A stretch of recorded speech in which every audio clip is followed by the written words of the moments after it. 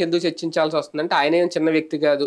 ఆయన మాజీ ఐఏఎస్ అధికారి, అన్నీ తెలుసుకున్న వ్యక్తి. ఆయన సడెన్‌గా ఈ తరహా వ్యాఖ్యలు చేయడం అంటే అంటే సపోర్ట్ ఇవ్వడం వరకు తప్పులేదు రాజకీయ పార్టీగా.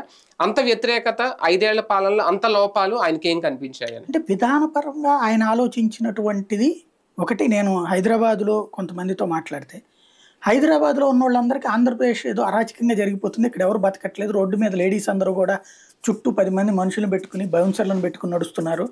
ఇక్కడ అసలు రోడ్డు మీద కనబడితే అందరిని పొడి చేస్తున్నారు బీహార్ టైప్‌లో. జనాలు ఇంట్లో నుంచి లేకపోతే బయటికి గనక రావట్లేదు. ఉత్తరప్రదేశ్ టైప్‌లో బాంబులేసుకుంటున్నారు హ్మ్. అన్నటువంటి తరహా ఫీలింగే ఉందక్కడ. హుహు. హ్మ్. హైదరాబాద్‌లో గానీ, బెంగుళూరులో గానీ, ఆంధ్ర బయట ఉన్న తెలుగు వాళ్ళల్లో హ్మ్. ఇదే ఫీలింగ్ ఉంది. ఎందుకంటే వీళ్ళు రెగ్యులర్‌గా ఫాలో అయ్యేటువంటిది నెట్‌లో గూడా ఈనాడు, ఆంధ్రజ్యోతి ఫాలో అవుతారు. ఎందుకు సాక్షి అంటే వైసీపీ పార్టీ అది అన్నటువంటి ఉద్దేశం. వాళ్ళు ఆల్రెడీ టర్న్ అయిపోయి ఉండటం. ఇప్పుడు వాళ్ళ పత్రికలే ఇంతకు ముందు ఏం రాసినాయి? హ్మ్. సింగపూర్ అయిపోయింది. అద్భుతమైనటువంటి అభివృద్ధి అవును. చెందేసింది అవును. అన్నాడు. అవును. అప్పుడు అది నమ్మారు.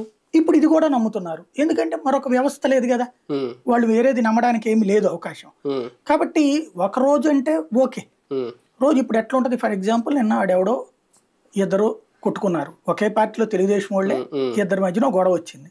కానీ వీళ్ళు ఏం రాస్తారు? అదేది మొన్న చిలకలూరుపేట సభకి జనాల్ని తరలించారని పొడిచి చంపేశారు.